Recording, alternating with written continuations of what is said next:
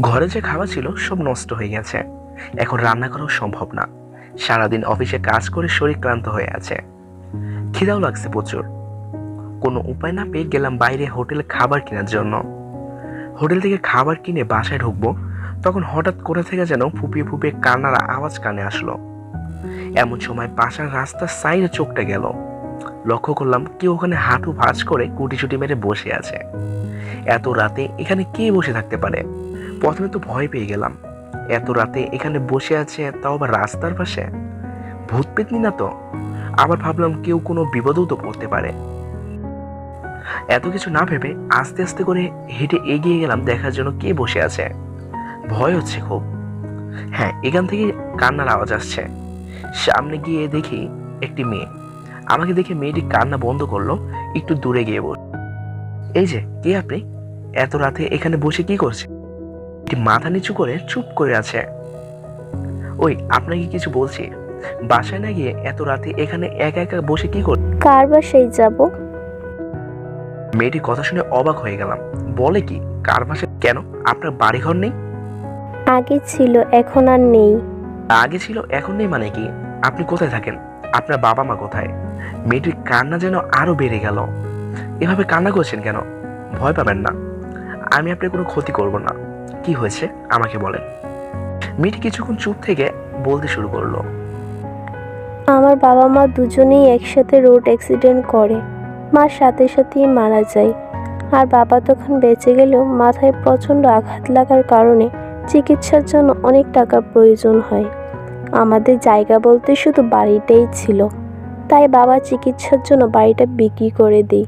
কিন্তু সেই টাকা দিয়ে বাবাকে বাঁচাতে পারিনি। একা করে চলে গেছে আমাকে। কি বলে সান্ত্বনা দিব তার ভাষা খুঁজে পাচ্ছি না। কিন্তু মেয়েটিকে এখানে ফেলে রেখে চলে যাওয়া ঠিক হবে না।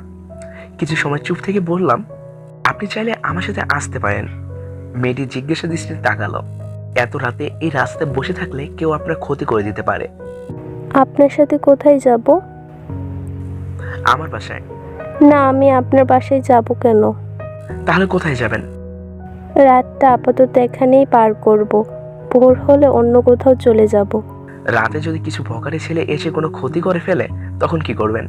মেয়েটি চুপ করে আছে, কিছু বলছে না। এই জায়গাটা ভালো না, এখানে থাকাটা ঠিক হবে না। আমার সাথে চলেন। আপনার সাথে গেলে আপনার তো সমস্যা হবে। তাছাড়া এত রাতে মেয়েকে নিয়ে বাসায় ঢুকবেন? আপনার বাবা মা কি মনে করবে? তার থেকে ভালো আপনি চলে যান। শুধু শুধু কেন সমস্যার মধ্যে জড়াতে চাইছেন? আমার বাবা মা এখানে থাকে না, চাকরির জন্য আমাকে এখানে একাই থাকতে হয়। আমার সাথে চলেন। আর এটা বিশ্বাস করতে পারেন, আমি আপনার কোনো ক্ষতি করব না। আপনার এখানে থাকাটা সুবিধার নয়। ওই যে সামনে চেয়ে দেখেন, কিছু ভোকারি ছেলে আড্ডা দিচ্ছে। আমি এখান থেকে চলে গেলেই আপনার এখানে এসে কোনো ক্ষতি করে দিতে পারে। মেয়েটির সামনে চেয়ে দেখে সত্যি কিছু ভোকারি ছেলে রাস্তার পাশে আড্ডা দিচ্ছে। মেয়েটি বসা থেকে উঠে দাঁড়িয়ে মাথা নিচু করে আছে। আমি বললাম, আমার সাথে আসেন। তারপর মেয়েটি আমার সাথে আসতে লাগলো। আমার নাম মোহাম্মদ মাহিন। বাবা মা, আমি আর আমার ছোট বোন মিলেই আমাদের পরিবার। চাকরির জন্য আমাকে পরিবার ছেড়ে ঢাকায় থাকতে হচ্ছে। গল্পে থাকলে সব জানতে পারবেন। এরপর মেয়েটিকে বাসায় নিয়ে আসলাম। রুমের লাইটে জ্বালিয়ে মেয়েটির দিকে তাকাতেই বুকের মাঝে কেমন যেন একটা করে উঠল। দেখতে তো মাশাআল্লাহ, ঠোঁটের নিচে তিলটা যেন আরো সৌন্দর্য বাড়িয়ে দিয়েছে। মেয়েটি তাকিয়ে রুমটি দেখছে। আপনি ফ্রেশ হয়ে আসেন। মেয়েটি ওয়াশরুমে চলে গেল। বিরিয়ানি প্যাকেট তো একটা, মানুষ তো দুজন, এখন কি করি? হোটেলে তো সব বন্ধ করে ফেলছে। কিছুক্ষণ পর ফ্রেশ হয়ে আসলো। আমি কিচেন রুমে গিয়ে বিরিয়ানি প্যাকেট থেকে সবকিছু বের করে প্লেটে করে নিয়ে মেয়েটিকে দিয়ে বললাম, বিরিয়ানিগুলো খেয়ে নিন। মেয়েটি কেমন যেন করে তাকালো। আরে এমন করে তাকানোর কি আছে, খেয়ে নিন। না, আমার খিদে নেই। প্লেট এগিয়ে দিয়ে একটু ধমক দিয়ে বললাম, খিদে নেই মানে? ধরেন, চুপচাপ খেয়ে নিন। মেয়েটি হাত থেকে বিরিয়ানির প্লেটটা নিল। এবার খাওয়া শুরু করেন। আপনি খাবেন না? আমি খেয়েছি, আপনি খান। মিথ্যাই বললাম। না, আমি এত খেতে পারবো না। আপনি এখান থেকে কিছু নিয়ে খেয়ে নিন। কি আর করার, আমিও কিছু নিলাম। খিদে লাগছিল তো, তাই আর না করলাম না। কিন্তু মেয়েটির নাম তো এখনো জানা হলো না। জিজ্ঞেসই তো করিনি, জানবো কিভাবে? খাওয়ার মাঝে তাকে বললাম, আচ্ছা একটা কথা বলি। মেয়েটি আমাদেরকে তাকিয়ে শুধু বলল, হুম। না মানে আপনার নামটা তো এখনো জানা হয়নি। আমার নাম জান্নাত। আপনার? ও তাহলে মেয়েটির নাম জান্নাত। ও কি সুন্দর নাম। আমার নাম মাহিন। আপনার নামটা অনেক সুন্দর। মেয়েটি আর কিছু বললো না, চুপ করে খেতে লাগলো। আমিও আর কিছু বললাম না। খাওয়া শেষ করে কিচেন রুমে প্লেটগুলো রেখে রুমে আসলাম। এখন বাড়লো আরেক ঝামেলা। খাট একটা, দুজন তো আর এক খাটে শোয়া যাবে না। রুম দুইটা, তবে সেই রুমে খাট নেই আর ময়লা আবর্জনা দিয়ে ভরা। তাই কোনো উপায় না পেয়ে বললাম, আপনি খাটে শুয়ে পড়েন, আপনি কোথায় শোবেন? আমি বারান্দায় থাকবো। না না, আপনি কষ্ট করে বারান্দায় থাকবেন কেন? আপনি খাটে শুয়ে পড়েন, বরং আমি বারান্দায় থাকি। আপনি বারান্দায় থাকবেন কেন? আমি কি আপনাকে বারান্দায় রাখার জন্য নিয়ে এসেছি? চুপচাপ খাটে গিয়ে শুয়ে পড়েন। আমি বারান্দায় আছি, ভয় পাবেন না। সমস্যা হলে দরজা লাগিয়ে নিতে পারেন। আমার জন্য আপনি কেন শুধু শুধু এত কষ্ট করছেন? কোথায় কষ্ট করলাম? এটা তো আমার দায়িত্ব। আপনি কি শুয়ে পড়েন। না আমি।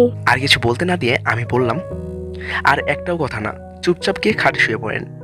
জান্নাত কেমন জানি মায়াবী ভাবে তাকিয়ে খাটে গিয়ে আস্তে করে শুয়ে পড়লো। আমি একটা চাদর আর বালিশ নিয়ে এসে পড়লাম বারান্দায়। আহ, বারান্দায় কি বাতাস! প্রকৃতির বাতাসে যেন শরীর থেকে ক্লান্তটা দূর হয়ে গেল। কিছুক্ষণ বসে থাকলাম। জানালা দিয়ে তাকিয়ে দেখি জান্নাত ঘুমিয়ে পড়েছে, হয়তো অনেক ক্লান্ত তাই। আমিও চাদরটা বিছিয়ে মাথার নিচে বালিশটা দিয়ে শুয়ে পড়লাম। কখন যে ঘুমিয়ে গেছি জানি না। সকালে ঘুম থেকে উঠে রুমে গেলাম। হায় আল্লাহ, এটা কার রুমে আসলাম? রুমটা অনেক সুন্দর করে গুছানো। আমার রুম তো এরকম করে গুছানো ছিল না, কিন্তু রুমটা তো আমারই। এত সুন্দর করে গুছালো কে? জান্নাত নাকি? কই জান্নাতকে তো কোথাও দেখছি না। কোথায় গেল আবার? চলে গেল না তো? কালকে তো বলছিল ভোর হলেই চলে যাবে অন্য কোথাও। তাহলে কি রাতটা থেকে ভোরে চলে গেল? না না, কি ভাবছি, আমাকে না বলে চলে যাবে তা কি করে হয়? ওয়াশরুমে যেয়ে দেখি এখানে নেই, কিচেন রুমে গিয়ে দেখি সেখানেও নেই। কোথায় গেল? এত কিছু না ভেবে ডাক দিলাম, জান্নাত, জান্নাত। বাইরে থেকে জান্নাত আসলো। এই কোথায় গিয়েছিলেন? কখন থেকে খুঁজতেছি। আসলে ঘুম থেকে উঠে একটু বাইরের পরিবেশটা দেখতে গিয়েছিলাম। আপনি কখন উঠলেন ঘুম থেকে? একটু আগে। আর কষ্ট করে এত কাজ করতে কে বলছে? কই কষ্ট করলাম, শুধু একটু জিনিসগুলোই গুছিয়েছি। না করলেও তো পারতেন। যাই হোক, আমি বাইরে হোটেল থেকে খাবার কিনে আনছি। আপনি বাসায় থাকেন, কোথাও যাবেন না কিন্তু। রুমেই বসে টিভি দেখেন। আপনি কি সবসময় বাইরের খাবার খান নাকি?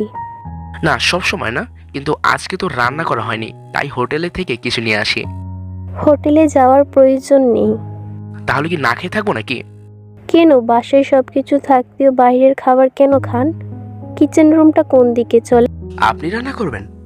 হ্যাঁ আসেন।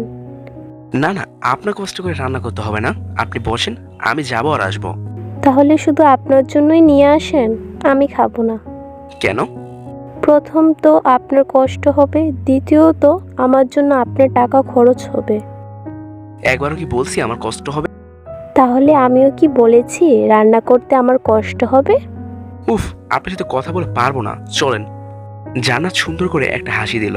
সেই হাসিতে যে কেউ প্রেমে পড়ে যাবে। জান্নাতকে নিয়ে রান্নাঘরে চলে আসলাম। সবকিছু দেখিয়ে দিলাম আর সাথে সাহায্য করলাম। রান্নার সময় খেয়াল করলাম জান্নাতের নাকের উপরে বিন্দু বিন্দু ঘাম জমেছে। ইচ্ছে করছিল মুছে দিতে, কিন্তু সেই অধিকার আমার নেই। রান্না শেষ করে দুজনে একসাথে খেতে বসলাম। খাওয়া শেষে অনেকদিন পর পেট ভরে খেলাম। কেন?